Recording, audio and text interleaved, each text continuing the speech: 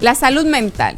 La salud mental ha sido siempre imperativa a nivel mundial.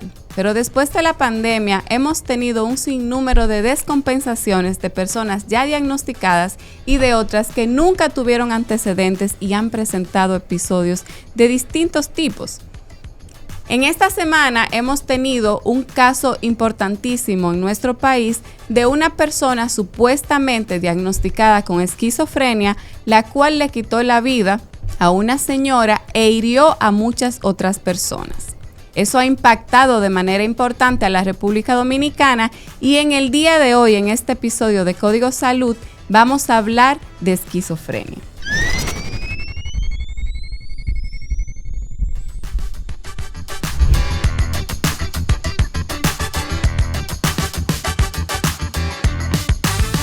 Así es, el día de hoy tenemos por primera vez una invitada aquí en Código Salud, la doctora Yomalia Almonte, psiquiatra, encargada de la residencia de psiquiatría del Hospital Salvador Begotier, psiquiatra clínica y nuestra amiga personal. Bienvenida a nuestro podcast.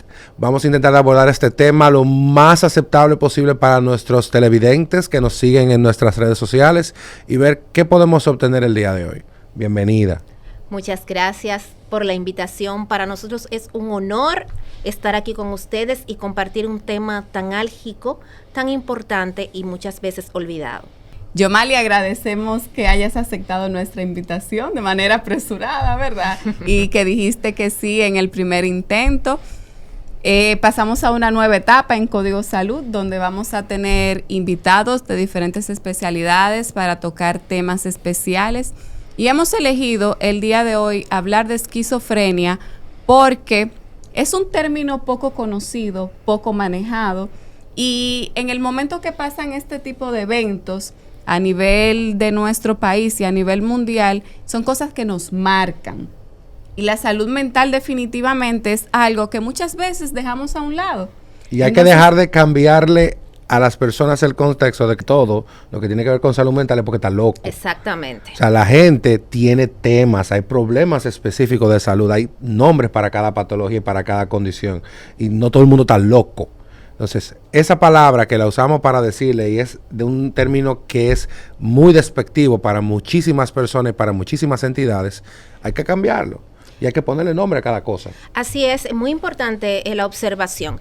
Es tanto así que, por ejemplo, ahora la salud mental está de moda. Y gracias a Dios, muchas personas hablan de salud mental. Pero ¿de qué se habla en la salud mental? De la depresión, de la ansiedad, de quizás un ataque de pánico. Pero ¿ustedes han escuchado a alguna persona influyente decir yo soy o yo padezco esquizofrenia? ¿Saben de alguno? No, realmente Claro no. que no. ¿Y por qué? ¿Porque no se enferman o porque realmente se sienten con estigma y piensan que van a ser rechazados por la sociedad? Sí, es de hecho un diagnóstico muy rechazado. Yo he recibido pacientes que son diagnosticados con esquizofrenia en mi consulta de medicina funcional buscando otras alternativas porque se sienten ofendidos por el diagnóstico. Entonces, tenemos que ser orgánicos, tenemos que ser logísticos y entender que existen técnicas para hacer los diagnósticos y que no son cosas que nos inventamos. Por supuesto. Entonces, de acuerdo a las escalas que ustedes hacen, llegan a diferentes tipos de diagnósticos y esos diagnósticos necesitan tratamientos específicos. Es correcto. Y el abandono de esos tratamientos puede llegar a ser un desenlace fatal. Así es. Entonces, vamos a hablar desde lo primordial. ¿Qué es la esquizofrenia? Bueno, definir la esquizofrenia como tal es complejo, porque la esquizofrenia es una enfermedad primero del neurodesarrollo. O sea, tú naces con la predisposición y es una enfermedad que se desarrolla en una etapa específica de la vida. Ahora bien, ¿cómo se manifiesta esa enfermedad?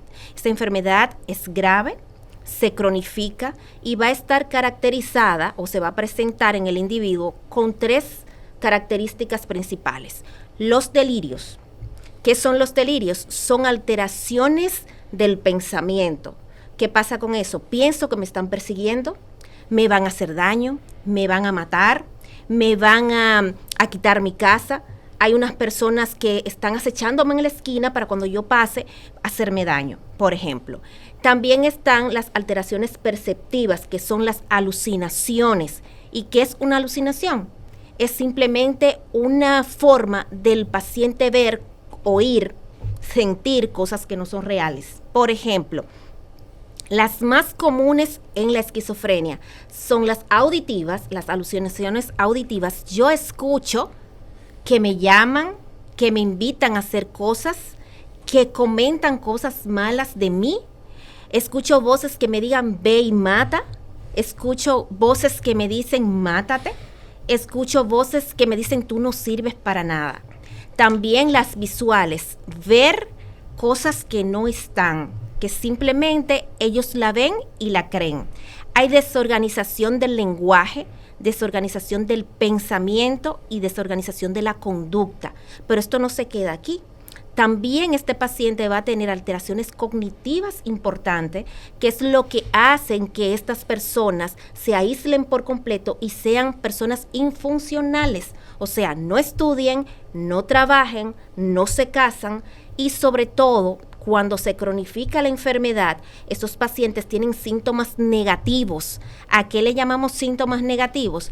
A ese embotamiento afectivo, esa tristeza, esa incapacidad para tomar decisiones, esa abulia, apatía, anedonia, que caracteriza la parte negativa de la enfermedad y vuelve a ese paciente totalmente infuncional. Debo destacar que esa parte no se ve, porque los familiares, cuando tienen un paciente enfermo, si está tranquilo, es sinónimo de está bien. Así es. El problema real viene cuando el paciente hace el brote psicótico, cuando el paciente se agita, se torna agresivo, hiere o maltrata, dice que va a matar a la mamá o el papá o el cuidador, ahí los familiares salen corriendo. Pero mientras los síntomas que predominan en ese episodio sean los negativos, los familiares inclusive pueden dejarle de dar el medicamento porque él está tranquilo. Así es. Entonces, una persona diagnosticada con esquizofrenia, necesariamente son personas que no pueden desarrollar una vida normal, un trabajo, tener una familia, o son personas que se pueden incluir en un desarrollo básicamente normal y que hacen crisis esporádicas, o son en su mayoría personas que no lo hacen. Fíjate, hay una mala percepción de lo que es la esquizofrenia, porque Hollywood y las películas los han romantizado. Plantean la esquizofrenia como un individuo que ya dejó de vivir, y que es un enfermo que está hospitalizado de por vida en un hospital psiquiátrico. Y no es así. Hay pacientes con esquizofrenia o con el diagnóstico de esquizofrenia totalmente funcionales, que se casan, estudian, trabajan y llevan una vida normal. ¿Hacen crisis o episodios? Claro que sí. Eso se maneja de manera aguda y el paciente vuelve a reinsertarse. La psiquiatría de hoy, que es una psiquiatría donde se trabaja el paciente de manera holística, integral, trata de que ese paciente no tenga crisis tan frecuentemente, es lo primero. Segundo, la funcionalidad del paciente, que sea una persona que aporte a la sociedad y que se sienta útil también. Y tercero, que evite las comorbilidades propias del paciente esquizofrénico. Por ejemplo, la hipertensión, la diabetes, el aumento de peso o la obesidad y todas esas patologías que se le agregan a un paciente sedentario con fármacos, con psicofármacos y sobre todo en un estilo de vida nada favorecedor, porque comen mucho, usan sustancia, no se ejercitan y están aislados. Ahora yo quiero saber algo.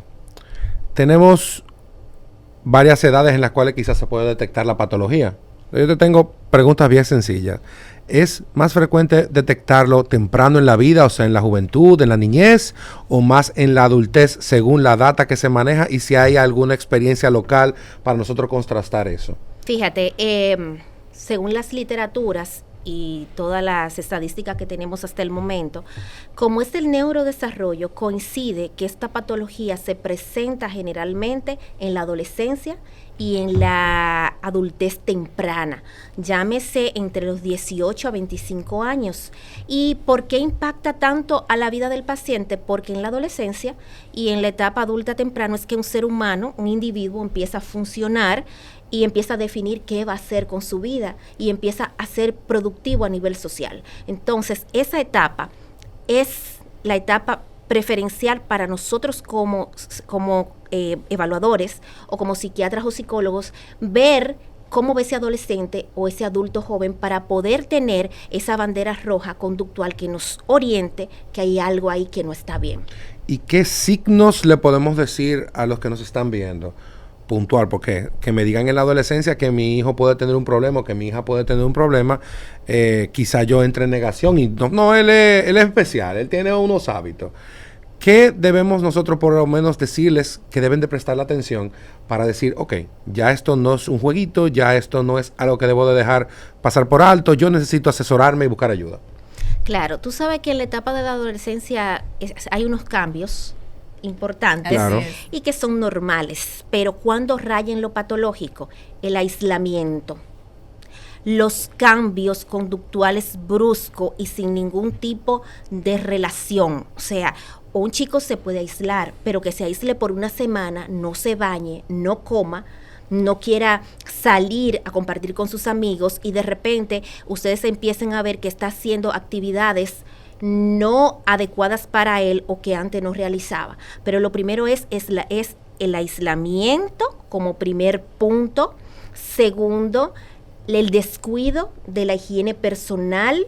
Y tercero, buscando actividades que antes no buscaban y que parecen bizarras o extrañas. ¿Como por ejemplo? Por ejemplo, algún canal de YouTube, seguir a personas que antes no seguía, buscar algún tipo de predilección por temas específicos, sobre todo temas oscuros, pintarse las uñas de negro, vestirse por completo de negro, ir a buscar grupos sociales a lo que no pertenecía, inclusive, aunque parezca extraño, hasta decir que pertenece a una religión cuando antes no era de esa religión. O sea, esos cambios importantes, la agresividad, el enojo sin causa.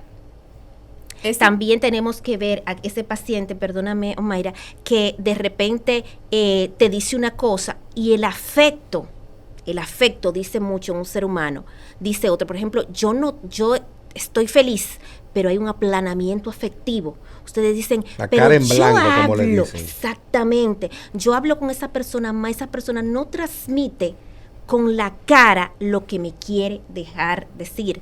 O sea que hay esos cambios que ustedes conocen sus hijos y esas personas en casa y dicen de repente, cambió. Y el cambio no es para bien. Así es. Muchas de esas cosas se le atribuyen muchísimas veces, como decíamos, a la adolescencia. De hecho, se dejan pasar muchísimas de esas características propias que pueden ser de una patología que afecta a la salud mental, adjudicándolo a que tiene que ver con la adolescencia. Claro que sí. Entonces, cuando nosotros podamos relacionar esos signos de alarma y ya lo hayamos identificado, ¿cuál sería el paso a seguir para que sea lo más sano posible el trayecto de hacerle entender a esa persona que no siempre va a ser un adolescente directamente, que necesita ayuda psiquiátrica?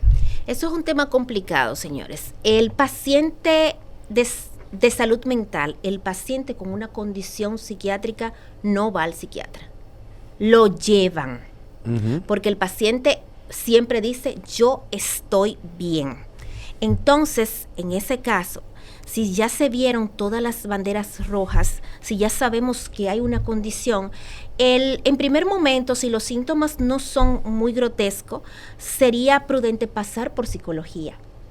Entonces, con la ayuda de psicología, hacer las primeras evaluaciones, y si el psicólogo considera que hay una crisis psicótica, que hay un brote psicótico y que esto va más allá de una conducta propia del adolescente, entonces se pasa a psiquiatría. Esa sería la manera correcta. La segunda sería sentarse a hablar con esa persona, decirle lo preocupado que se está por su salud mental y convencerlo de que el que va al psiquiatra no es porque está loco, que el psiquiatra se va a buscar la ayuda necesaria para trabajar en una enfermedad mental que puede determinar su futuro inmediato y su futuro a lo largo de la vida.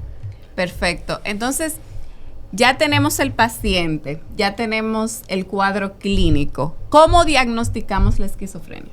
Muy buena pregunta. Señores, ustedes saben que la esquizofrenia, el primer episodio, el pródromo, puede ser un trastorno depresivo mayor. Simple y llanamente un episodio depresivo mayor. Pero ¿cómo lo diagnosticamos? Primero, la esquizofrenia es multifactorial. Se presenta porque hay una carga genética importante, un 80% es genético, o sea, papá, mamá o mis abuelos hicieron una esquizofrenia y yo tengo esa carga genética. Los factores psicosociales influyen mucho. Una persona que traiga los genes epigenéticamente se expresan a través de un medio psicosocial no tan favorable para ese paciente. Pero también está la parte neuroquímica, que aquí intervienen el glutamato, los receptores de dopamina. Entonces, cuando nosotros tenemos ese paciente enfrente, tenemos que hacer una evaluación exhaustiva. El psiquiatra no es el loquero. El psiquiatra no es, siéntate ahí, ponte este medicamento y vete. Nosotros tenemos que hacer primero una evaluación donde incluya la parte familiar, la curva vital de ese paciente desde la fecundación, porque las enfermedades mentales hoy se trabajan desde la placenta. Entonces, ¿qué pasó con esa madre embarazada? ¿Cómo fue esa infancia primaria de ese niño? ¿Cómo fue su curva vital? ¿Qué traumas existieron en la infancia? Si en la adolescencia temprana utilizó marihuana, que es una de las grandes detonantes y que despiertan esos neurotransmisores para desarrollar una esquizofrenia. En la etapa adulta, ¿cuáles son los estresores que tú tienes? ¿Cómo te comportas? Después nosotros hacemos exámenes exhaustivos, toda la batería de analíticas que ustedes conocen, más resonancia magnética, un estudio de la cabeza, porque es importante entender que si esa psicosis obedece a una enfermedad clínica, o sea, a una enfermedad médica o a otra enfermedad médica. ¿Qué se nos queda de lado? Que entendemos a veces que psiquiatría es psicología y no tiene nada que ver. El psiquiatra primero hace la evaluación física, médica, investiga si hay alguna condición que le esté provocando la psicosis, descarta toda condición orgánica y después entonces medica.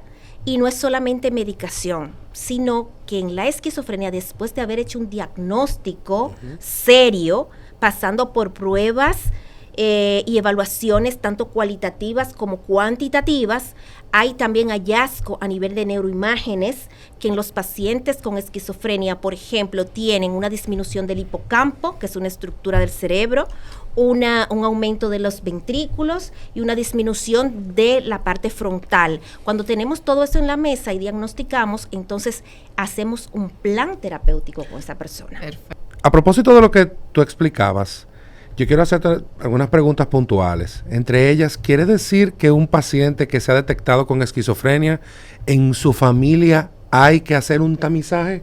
¿Hay que averiguar si hay otros pacientes sintomáticos o es que puede que alguno tenga una penetrancia? Al decir la palabra penetrancia, es que se presente en algún paciente con los síntomas, puede que, como mencionaste que es multifactorial, puede que no se active la enfermedad.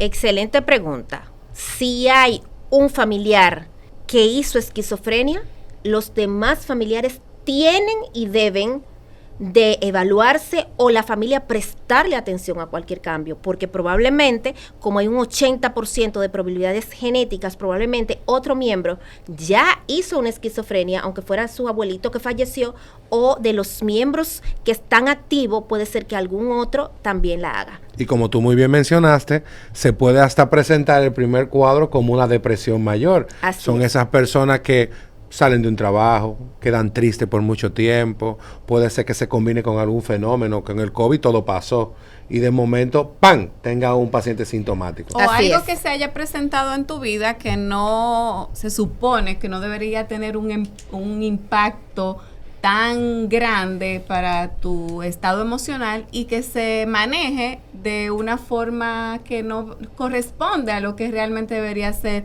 los resultados de tus impulsos, de tu respuesta psicológica, del manejo psicológico de ese evento. Claro que sí, o sea, cuando un paciente reacciona desproporcionadamente al contexto y de repente se encierra, no habla con nadie, no va al trabajo, se termina con el novio sin ningún motivo, y se queda un tiempo en esa sintomatología y coincide en edad, y hay alguien en la familia que padece la enfermedad, hay que prestarle atención.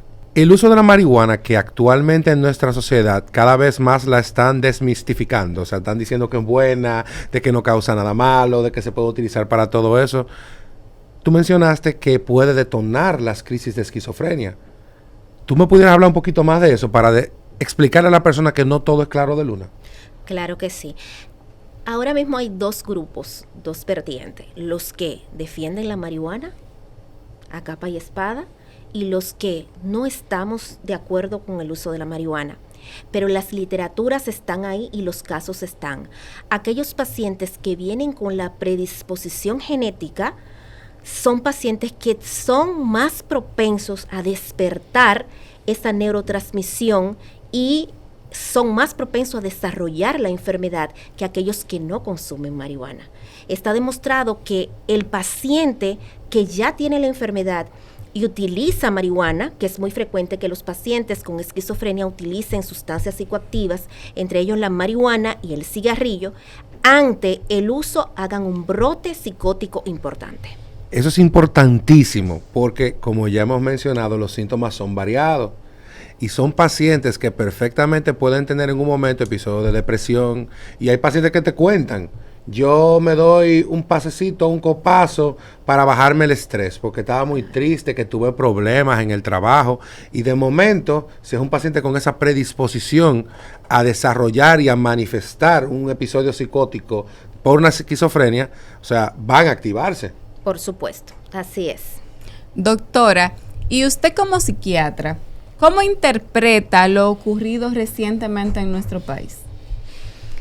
Fíjense, esto es un caso complejo. Primero, porque si te refieres al caso del joven que pasó la tragedia en Naco, no voy a hablar directamente del caso porque primero no conozco el caso de cerca. Él no es mi paciente y no podría hablar de mi paciente y no lo he evaluado, que tampoco puedo hablar de él. Pero señores, estos casos se dan a diario en nuestro país. Como tuvimos a la colega que tiene un caso similar. Claro que sí, estos casos se dan a diario. El tema es que no siempre la repercusión social es la misma. Pero nosotros recibimos en nuestra práctica clínica pública, muchísimos pacientes con el diagnóstico de esquizofrenia que hieren a sus padres, que hieren a sus hermanos, que tienen conductas violentas y agresivas y pasan desapercibidos. Lo que pasa es que este caso ha tenido tanta relevancia por donde se dio el lugar, la zona y las personas involucradas. Pero realmente esto es una conducta que no es de las más frecuentes en el paciente con esquizofrenia, porque hay un mito que se entiende que el paciente esquizofrénico es violento y no es así.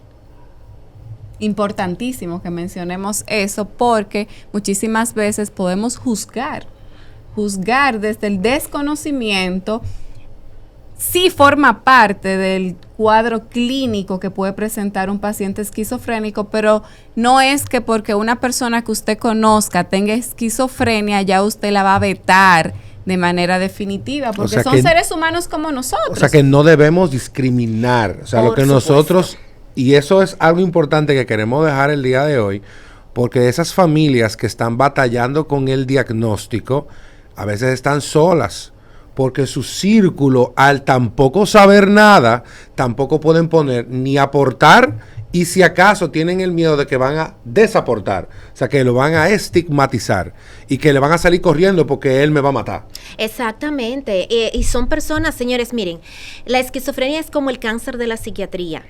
La esquizofrenia es un diagnóstico que si calculen ustedes que se diagnostica a los 18 años y este paciente tiene una expectativa de vida de 60 porque hay que restarle 10 años, los pacientes con esquizofrenia mueren 10 años antes que la población general por su condición, pero imagínense ustedes que este paciente viva 50 años, las primeras etapas de la enfermedad, los familiares van a estar ahí, pero después se van yendo, los amigos se van apartando. ¿Y quiénes se quedan?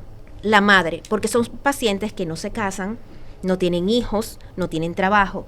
Y solamente la red primaria de apoyo, esas abuelitas que ya no pueden ni con su vida, y son las que se encargan de estos pacientes muchas veces violentos, que no se quieren tomar el medicamento y que no tienen recursos para llevarlo a los lugares donde se le ofrece el internamiento.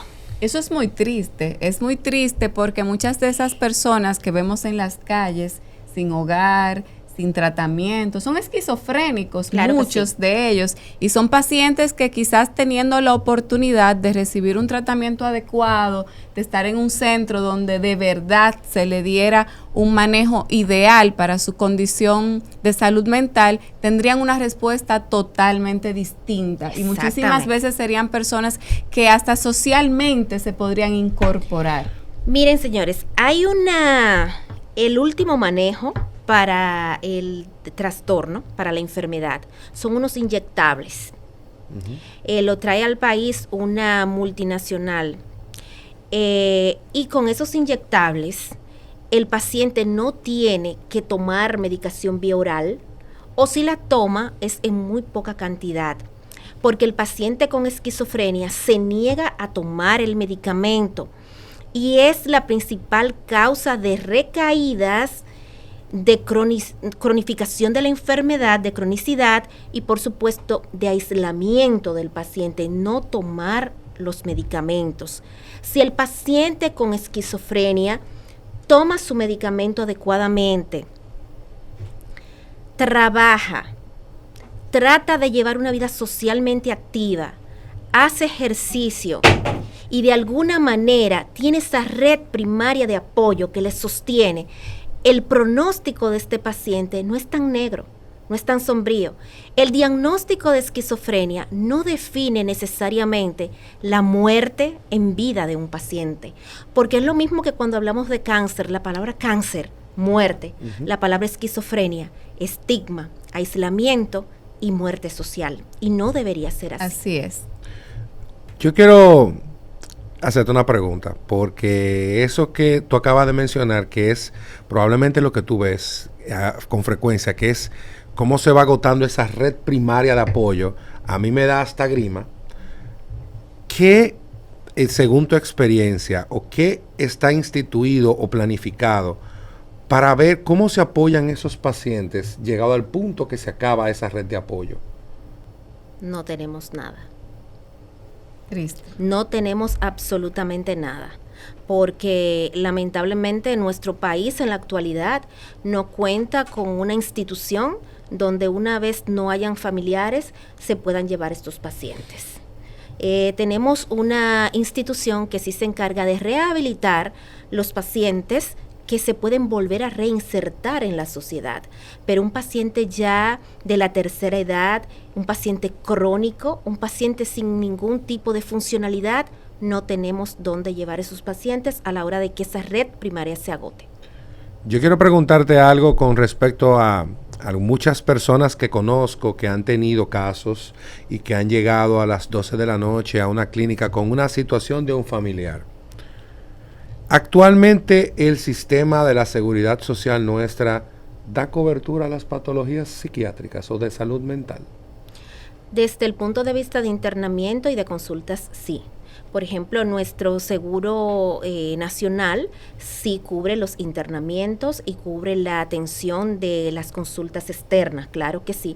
Pero el problema aquí es que quizás no contamos con las camas suficientes en el país para poder dar abasto a el gran porcentaje de pacientes que ameritan ingreso día a día. O sea, después de la pandemia, como hablábamos anteriormente, ha subido de manera exponencial los casos no solamente de esquizofrenia, sino de todas las patologías mentales, y nos hemos quedado con los mismos recursos que teníamos quizás hace 15 años. Así es. Entonces estamos cortos y la demanda es demasiada. Y con respecto a la medicación, ¿qué grado de soporte? Porque ya sabemos que tenemos medicaciones inyectables que harían que el paciente tuviera menos crisis, respondiera mejor en su día a día, se comportara ciertamente más socialmente aceptable, digámoslo así para usar un término adecuado.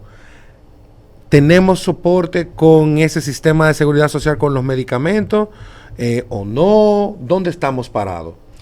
Estamos a menos de la mitad. Los fármacos que se utilizan en salud mental son fármacos muy caros.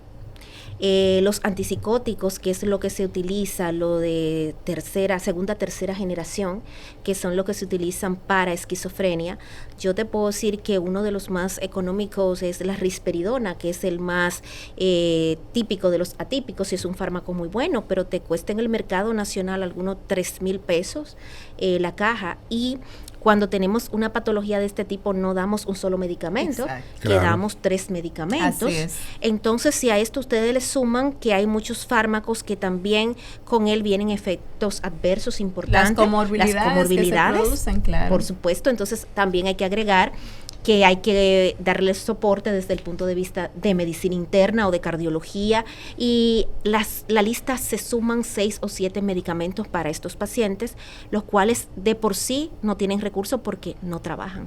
Entonces, Yomali, ¿cuáles son los principales síntomas que una persona que se supone que está recibiendo su tratamiento, que está estable, que está llevando la mayoría de las pautas y está en remisión básicamente, cuáles son esos datos de alarma que los familiares, porque los familiares juegan un papel muy importante? El más importante. De hecho, son el punto clave para reconocer cuando el paciente está entrando en crisis. ¿Cuáles son esos datos de alarma que como familiar o como amigo o como allegado nosotros debemos tomar en cuenta para reconocer que una paciente o un paciente con esquizofrenia está entrando en crisis?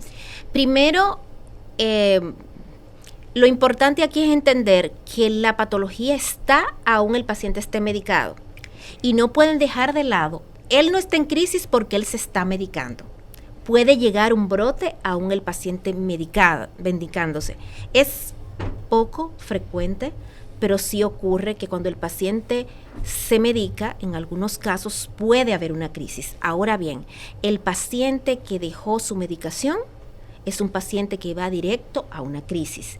¿Cómo nosotros nos damos cuenta? Primero, yo le digo a los pacientes, sus familiares son los ojos de usted en la casa, porque yo lo veo en una consulta, pero aquí en el país no contamos con recursos sanitarios donde hay una red completa que apoye a ese paciente.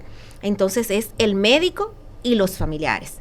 Cuando el familiar debe prestar atención, cuando este paciente de repente se aísla, cuando deja de comer sin ninguna causa, cuando compra botellas de agua, se la lleva a la habitación y la destapa él mismo para beber, cuando no se quiere bañar, cuando deja de hablar con los demás, cuando ustedes lo ven teniendo una conducta inapropiada. ¿Qué es conducta inapropiada? Cualquier cosa que sea desorganizado o fuera de contexto. Un punto muy importante, cuando deja de dormir, cuando de repente empieza a decir que no va a salir de la casa porque ahí afuera hay peligro.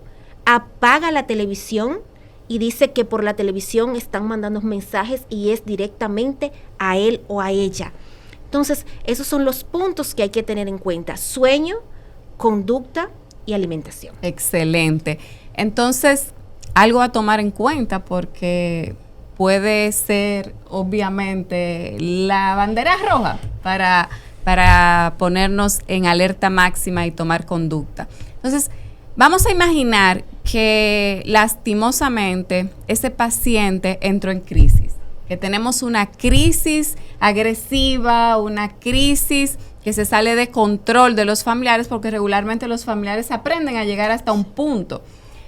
¿Dónde podemos llamar en República Dominicana para tener asistencia para los pacientes con enfermedades mentales? 911.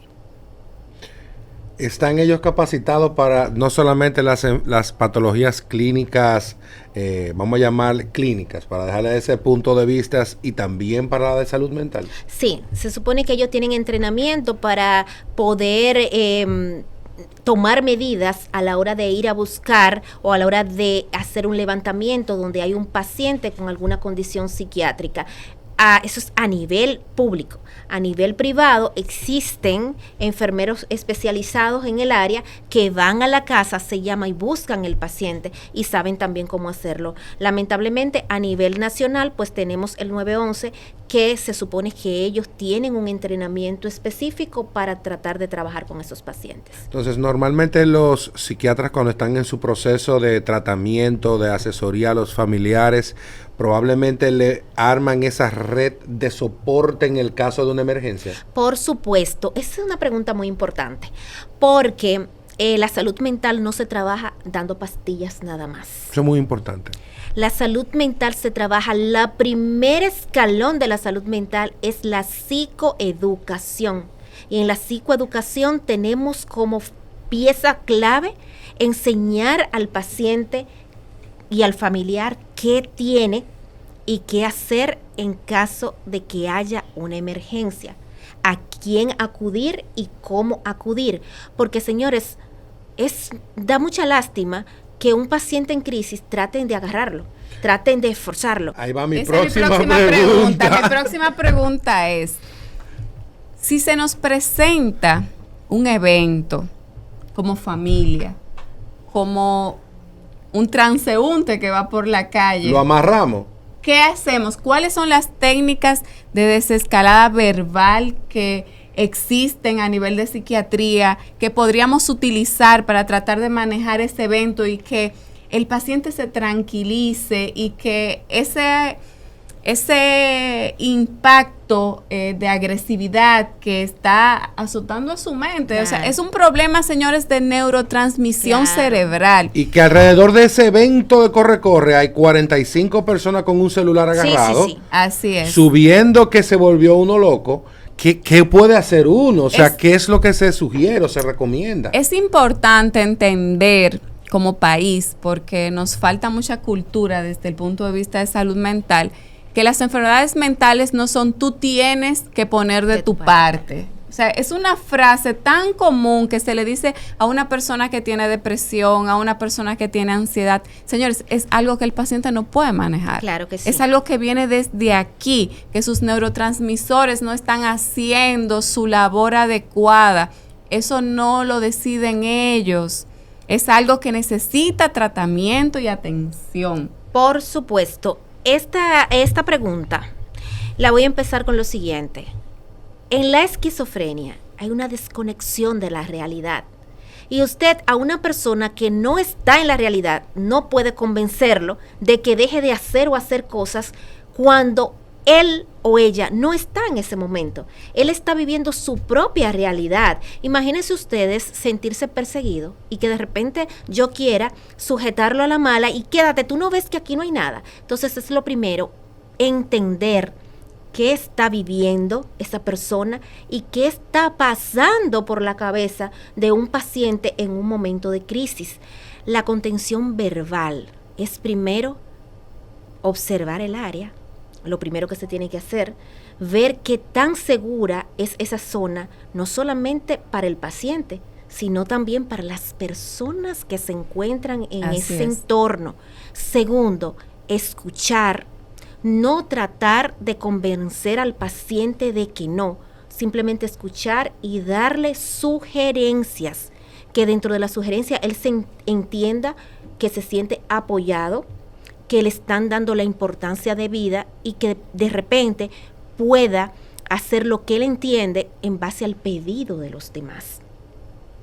Es muy importante que el que está ahí entienda que amarrando al paciente no va a lograr que se calme. Primero hay que utilizar la contención verbal, pero eso tampoco lo puede hacer cualquiera, señores. Cuando se ve un paciente en crisis, usted trata de mantener la calma primero. Dejen de grabar, que no es un chiste. Dejen de llamar gente para que vengan a ver a esa persona, porque no es un circo. Segundo, traten de calmar verbalmente. Si ven que ese paciente está muy agitado, sigue la siguiente parte. ¿Cuál es? La contención física o mecánica. Pero esa contención también hay que saberla hacer. Y tercero y por último, llamar al personal de salud adecuado. En toda casa que existe un paciente con una enfermedad de este tipo, los familiares se les reúnen en la consulta y se les explica cómo accionar ante cualquier situación que entiendan sea una emergencia, sea que el paciente esté dando bandera roja, que va a entrar en un brote psicótico para actuar a tiempo, o sea, cuando el paciente ya tiene el brote psicótico, para tratar que las cosas no se salgan de contexto y no hayan desenlaces fatales. Eso es un escenario que da grima, porque uno se pone a pensar las veces que hemos tenido pacientes en las emergencias que han llegado en agitación, que todo el que está ahí lo que está voceando, ¡hay un loco! Sí, ¡Agárralo! sí. Aparece, llamen a psiquiatría, o agarran y le dan Sí. un palo mal puesto, o la persona hiere a otra. Tristemente, así son es. situaciones que nosotros vemos y realmente no hay lo podemos decir, desde el inicio de la formación médica nuestra, nosotros no se enfoca en qué vamos a hacer en esa situación. Tristemente, la primera vez que le toca a uno verlo es cuando la realidad choca enfrente de ti. La primera vez que yo vi eso en la emergencia me dejó impactado. Entonces uno no sabe, ok, lo amarro, ok, lo busco, ok, le agarro los brazos, le hago un tackle, lo tumbo al piso. Lo duermo. Le pego un midazo lanzazo en un brazo, o sea, lo que uno ve en la película. O sea, nosotros no nos sacan de base con esa preparación para saber qué vamos a hacer en el medio del desastre. Claro. Entonces, imagínate tú a una persona que no sabe de eso, menos a las 12 de la noche, cuando una persona salga corriendo sin ropa, Dios Sí, no lo sí, quiera, sí, sí. golpeando personas en una situación como esa, que lo más que va a hacer, si no está preparado, es hacer un espectáculo. Yo le llamo a las personas que tienen pacientes con trastornos de este tipo o que sospechan que lo pueden tener y únanse al núcleo central de la familia que está dándole cuidado. Porque estas personas, aparte de que la están pasando mal, porque están pasando trabajo, necesitan apoyo. Y todos los que están alrededor de estos pacientes tienen que integrarse a saber qué hacer en una de estas situaciones. Porque de esa es la forma como nosotros podemos evitar catástrofes, poniendo de nuestra parte, apoyando a esos pacientes, intentando de ayudarlos, no estigmatizarlos, porque en un momento van a estar bien en un momento y lo abandonamos cuando está malo. ¿Cuál es la forma en que la familia puede intervenir de la forma más efectiva administrándole los medicamentos? Claro que sí, ese es el soporte vital. Una vez se haya hecho el diagnóstico, no es el doctor me indicó el medicamento, es realmente el paciente se está tomando el medicamento. Y cabe destacar que el paciente tiene muchísimas mañas en buen dominicano para decir me tomé el medicamento. Así es. Y no se lo toma. Y tácticas, ellos crean tácticas. Crean táctica, pueden tomarse el medicamento, ponerlo debajo de la lengua, cuando se ve el familiar, lo botan. Otra de las tácticas es, abren el sobre, van al inodoro, botan el medicamento y ya me lo bebí. Entonces, los familiares lamentablemente se agotan porque realmente es un gran esfuerzo y trabajo, pero hay que estar dándole el acompañamiento al 100% a estos pacientes hasta que se logre lo que en salud mental estamos tratando ahora de trabajar, y ese será el logro del psiquiatra, que es hacer la conciencia de enfermedad mental a ese paciente, que ese paciente diga: yo tengo una enfermedad mental, se llama esquizofrenia, tengo que tomar medicamentos de por vida, pero eso no me hace ser una persona distinta a los demás, porque si el hipertenso o el diabético lo hace, ¿por qué el que padece una esquizofrenia no? Tú sabes que actualmente el romanticismo de las series y de la televisión, de las películas y las redes sociales, sí, ha romantizado situaciones como el intento de suicidio, ha romantizado situaciones como el abuso físico y mental, ha romantizado síndromes como, por ejemplo, Asperger. Sí. Hay series, hay películas, muchísimas, pero la esquizofrenia no. No, es que la esquizofrenia está detrás del telón, y cualquiera te puede decir: yo pertenezco al espectro, pero nadie se atreve a decir: mira, es que yo padezco la esquizofrenia, porque primero, y lo he vivido, no estoy diciendo que eso lo veo en una película, es que a diario uno ve cómo el paciente que se le diagnostica esquizofrenia de repente ya no tiene trabajo. Claro. Wow. O de repente ya la novia se tuvo que ir de viaje y se quedó sin novia. Wow. O de repente la novia que se iba a casar dice que no, que ya no se va a casar porque le tiene miedo a la genética. Y señores, hay que tratar de manejar esto sin estigma, porque vuelvo y repito, un paciente con conciencia de enfermedad, un diagnóstico adecuado, toma de medicación o inyectable de manera recurrente, una buena red primaria de apoyo, pero sobre todo ese cumplimiento terapéutico, es un paciente que tiene un buen pronóstico, y no porque tenga un diagnóstico de una enfermedad mental grave y crónica quiere decir que está sentenciado a la muerte. Y los cambios en el estilo de vida, eso es sumamente importante. Es decir, es un paciente que debe llevar una dieta lo más antiinflamatoria posible, que debería hacer ejercicios, que debe evitar los hábitos tóxicos, disminuir, o sea, evitar totalmente lo que es el alcohol, cualquier tipo de sustancia que sea psicoactiva, cualquier tipo de droga. Por supuesto. O sea, todo eso va a desencadenar crisis, todo eso va a hacer que el paciente pueda entrar en crisis. Entonces, esa red de apoyo y de acompañamiento, tú tienes a tu hijo, tú tienes a tu esposo, acompáñalo a hacer ejercicio. Por supuesto, claro. Acompáñalo a comer como él tiene que comer. Y otra cosa muy importante es que culturalmente pensamos que la esquizofrenia depende del estrato social. Exactamente. Y casos como este nos hacen chocar con la realidad y ver que no depende del estrato social, que a lo mejor los casos que vemos más frecuentes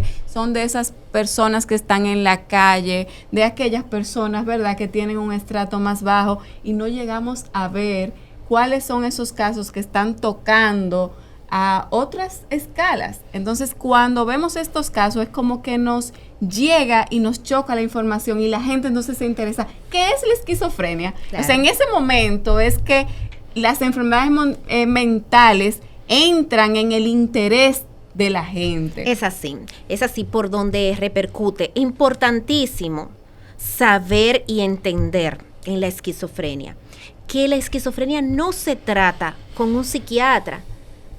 Eso es multidisciplinario.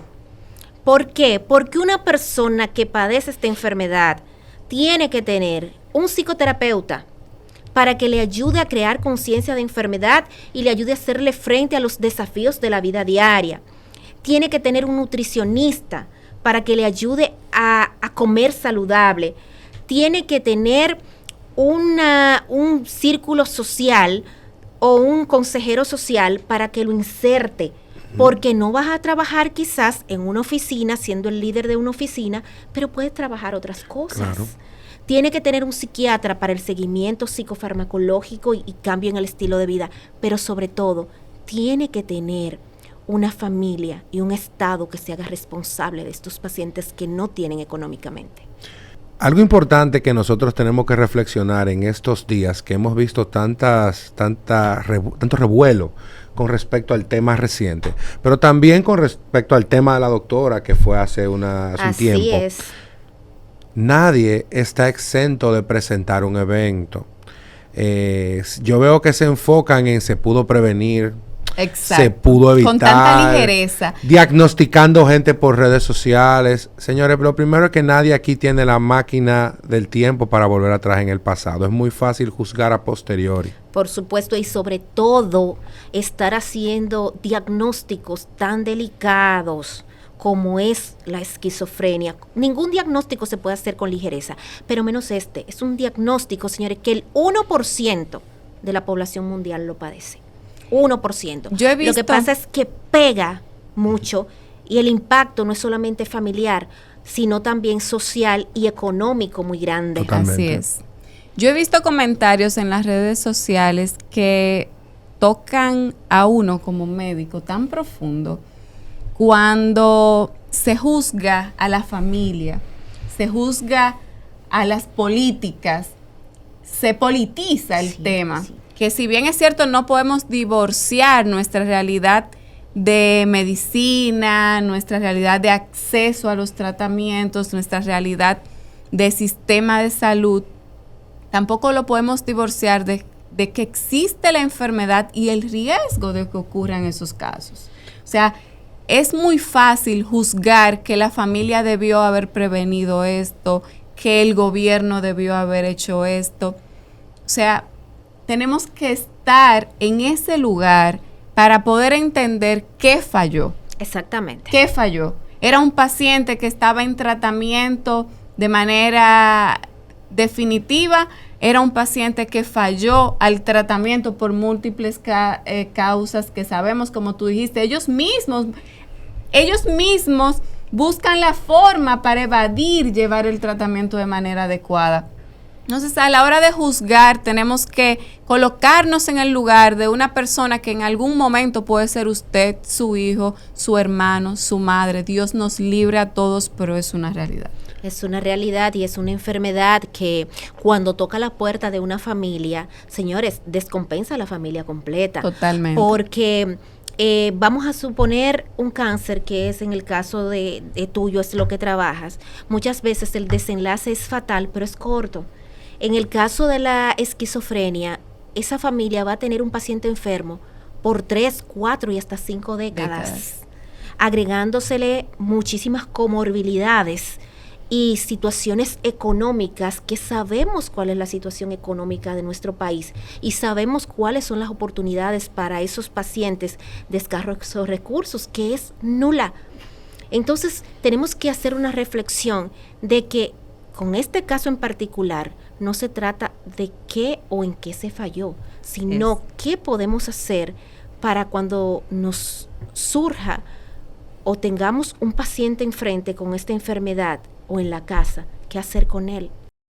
Entonces, hablando de esquizofrenia, nos surge una pregunta y una duda, si nosotros como país tenemos la cantidad de psiquiatras necesarios, Yomali.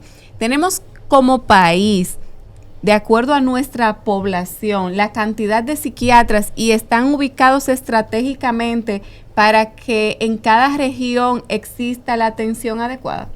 Excelente pregunta. En la actualidad, en la Sociedad Dominicana de Psiquiatría, tenemos 305 psiquiatras graduados y que pertenecen a la sociedad.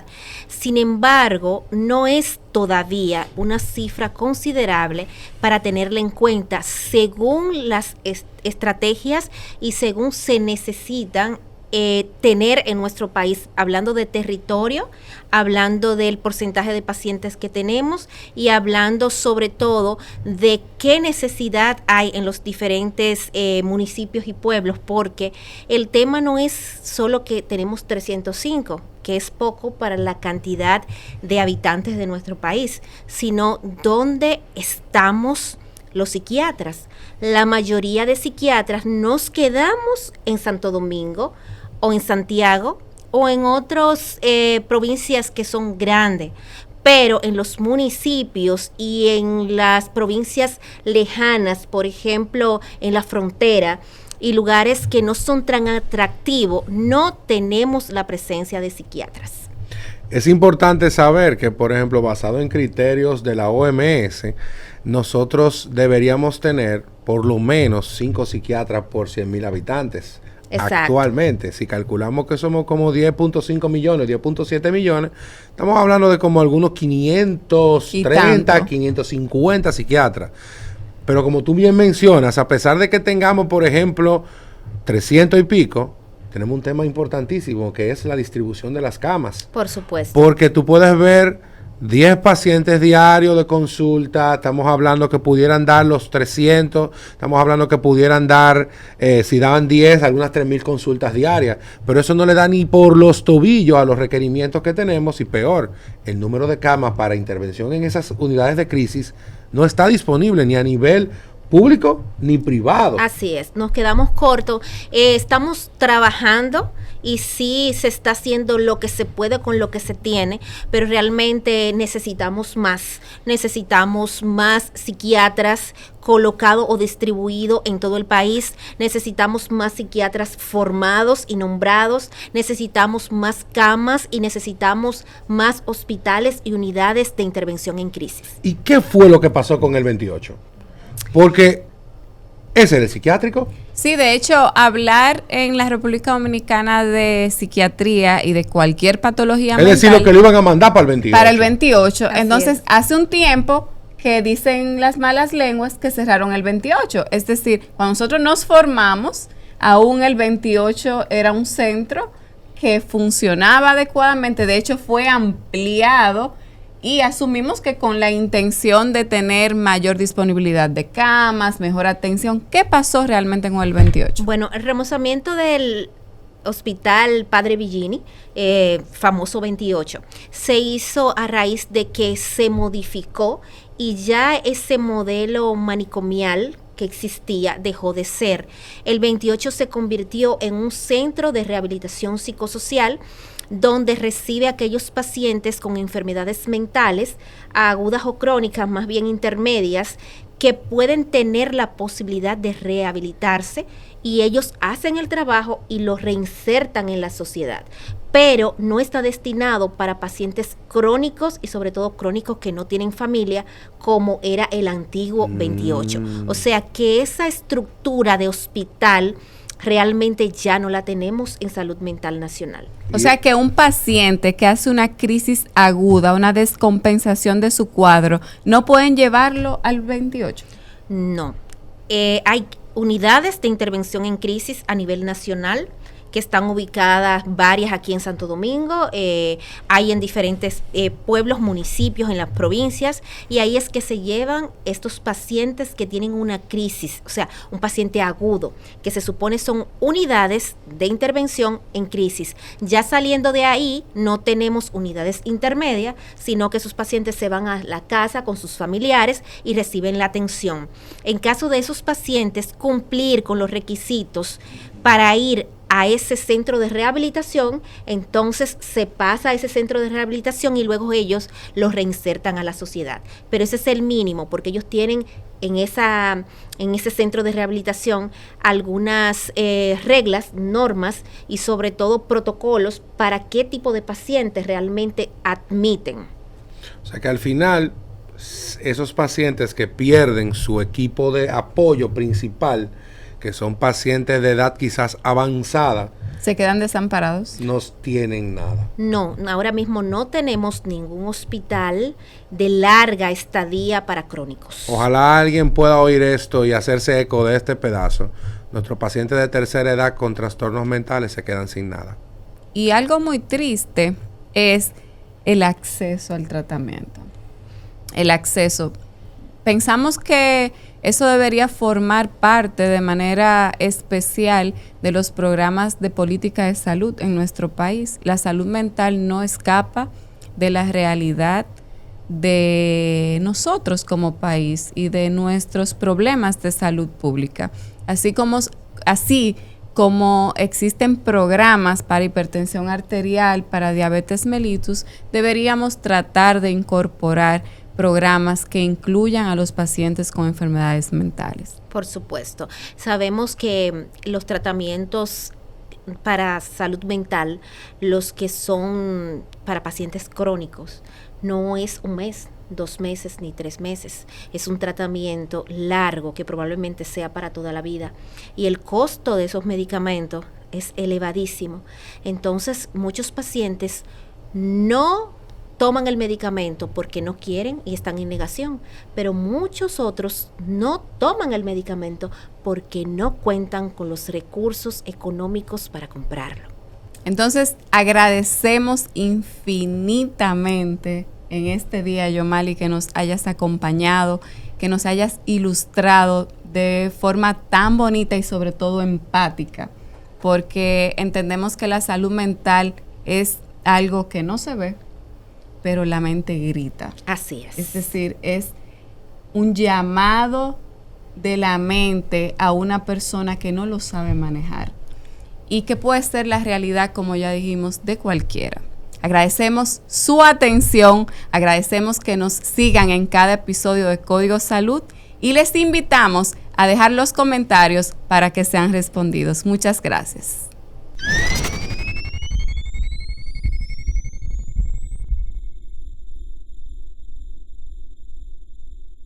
Scene Media Studio, tu playground de historias.